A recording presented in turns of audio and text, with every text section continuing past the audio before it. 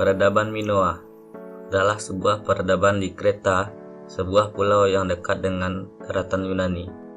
Peradaban ini dimulai pada zaman perunggu, di antara tahun 3000 dan 2700 sebelum Masehi, dan berlangsung sampai 1450 sebelum Masehi.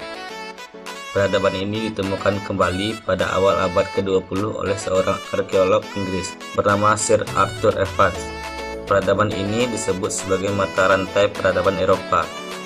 Pulau Kreta telah dihuni manusia sejak 7000 sebelum Masehi pada zaman Neolitikum. Akan tetapi baru menjelang 500 sebelum Masehi, bukti awal pertanian mulai muncul. Hal ini menandakan bermulanya peradaban ini. Peradaban Yunani dikenal dengan peradaban laut dan kota-kota yang teratur. Sistem pemerintahannya asal-muasal demokrasi yang dipraktikkan di peradaban barat dan kemudian menyebar di seluruh dunia saat ini adalah dari Yunani. Banyak ilmuwan juga sepakat bahwa demokrasi merupakan salah satu warisan Yunani kuno yang sangat berharga. Arsitektur. Ciri khas arsitektur Yunani adalah bangunan yang berbentuk kotak atau kubus atau persegi panjang yang terbuat dari batu kapur. Ada tiga gaya utama arsitektur Yunani kuno, yaitu gaya Doria, gaya Ionia, dan gaya Korintia. Dua gaya pertama dominan pada periode Arkais dan klasik Yunani.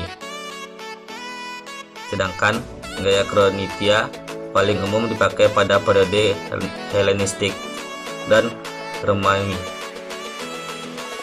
Kuil yang mewakili gaya Doria adalah Parthenon, yang mewakili gaya Ionia adalah Erkun, dan yang mewakili gaya Korintia adalah kuil Zeus.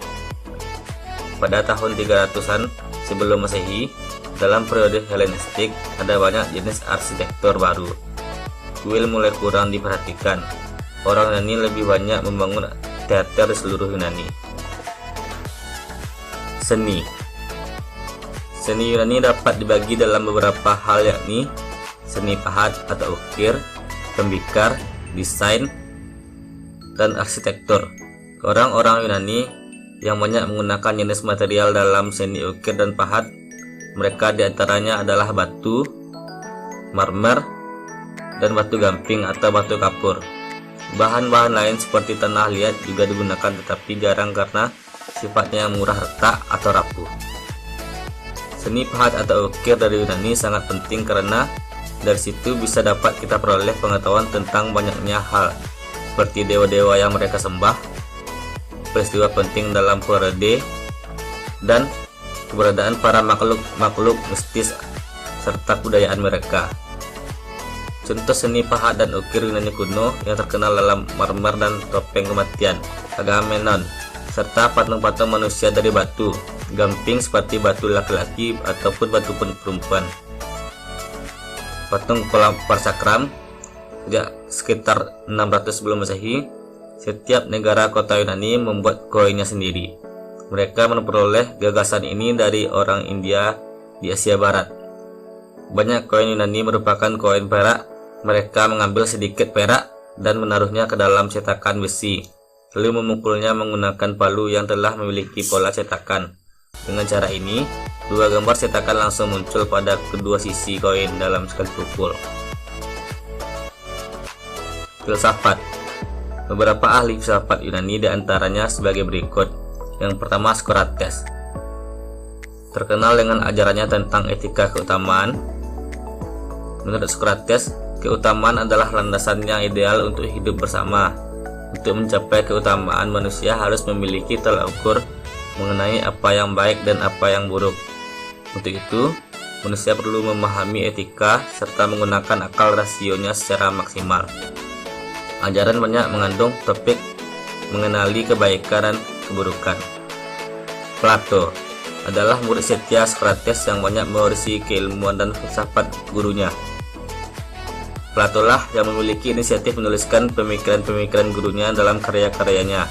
Karya-karyanya itu antara lain Dialog Republik, Statesman atau Negarawan, dan pembelaan pengaruh Socrates pada Plato tampak pada pandangan tentang keutamaan atau kebijaksanaan sebagai dasar negara yang ideal. Menurut Plato, sistem pemerintahan demokrasi pada akhirnya akan melahirkan pemerintahan yang adil. Kebebasan juga memberikan kesempatan bagi perebutan kekuasaan antara rakyat dengan penguasa, serta antara yang kaya dan yang miskin.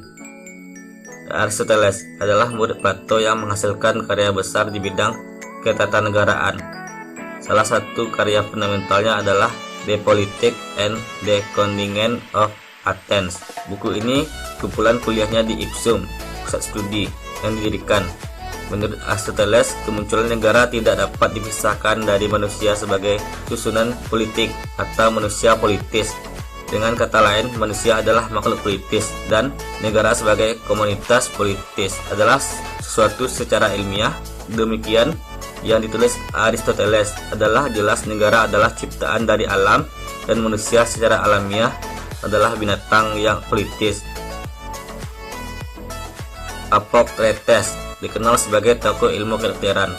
Dialah yang pertama kali mengajarkan bahwa menyembuhkan penyakit adalah dengan mengetahui dahulu sebab dari penyakit tersebut.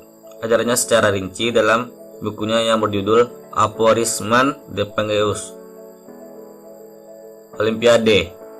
Nama Olimpiade berasal dari nama Olympus, nama sebuah gunung yang diyakini sebagai tempat tinggal para dewa tertinggi, yakni Dewa Zeus. Perhelatan ini memang bertujuan menghormati Dewa Zeus. Selain itu, peristiwa ini juga dilakukan untuk kepentingan memperkuat pasukan perang atau kemiliteran dengan berolahraga. Diharapkan para prajurit akan sigap dan tangkas dalam bertempur. Konon sudah diselenggarakan bangsa Yunani kuno pada tahun 776 sebelum Masehi. Hanya laki-laki Yunani yang berhak berpartisipasi dalam perhelatan ini. Perempuan hanya menonton, itu pun mereka yang belum menikah. Cabang olahraga yang dipertandingkan yaitu atletik, lompat jauh, lempar cakram, gulat dan tinju, serta olahraga berkuda. Ilmu pengetahuan. Yunani mempengaruhi ilmu pengetahuan barat dalam banyak hal, dari ilmu kedokteran hingga ilmu astronomi. Thales Miletus dikenal sebagai tokoh yang senang mencari ilmu. Ia pernah mengunjungi Kreta dan Mesir yang membawa teknik-teknik navigasi. Konon ia juga berjasa merevisi kalender. Selain itu, ia juga membawa pengetahuan matematika Babilonia ke Yunani dan menggunakan geometri untuk memecahkan soal-soal seperti menghitung tinggi piramida serta menghitung jarak kapal dari pantai. Pythagoras adalah filsuf yang matematikawan Yunani. Ia mempelajari astronomi, logistik, dan geometri serta mendirikan perkumpulan Pythagoras. Perkumpulan Pythagoras dimaksudkan untuk mempelajari bilangan yang menurut mereka objek yang konkret dan bersifat materi, sekaligus menjadi prinsip semua ukuran, ketentuan, dan harmoni di alam semesta ini. Ia yakini oleh karena itu ia dikenal sebagai bapak bilangan. Demokritos, seorang filsuf para Socrates, menemukan semua materi yang disusun atas unsur yang tidak dapat dibagi, bagi yang disebut atom. Ia adalah salah satu ilmuwan pertama yang mengamati isi kerucut atau piramida mempunyai jumlah volume sepertiga banyaknya silinder atau prisma. Jika masing-masing memiliki tinggi yang sama. Archimedes dari Sirakus adalah seorang matematikawan, fisikawan, dan insinyur penemu dan astronomi Yunani.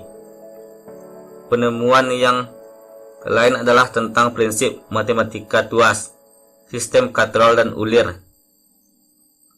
Sistem katrol dan ulir penat yaitu rancangan model planetarium yang dapat menunjukkan gerak matahari, bulan, dan planet-planet, dan kemungkinan ras bintang. Archimedes juga dikenal dengan teorinya tentang hubungan permukaan dan volume terhadap sebuah bola pada silinder. Selain itu, ia juga dikenal dengan teori dan prinsip hidrostatik dan peralatan untuk menaikkan air yang disebut skrup Archimedes dan sampai sekarang masih banyak digunakan. Sekian.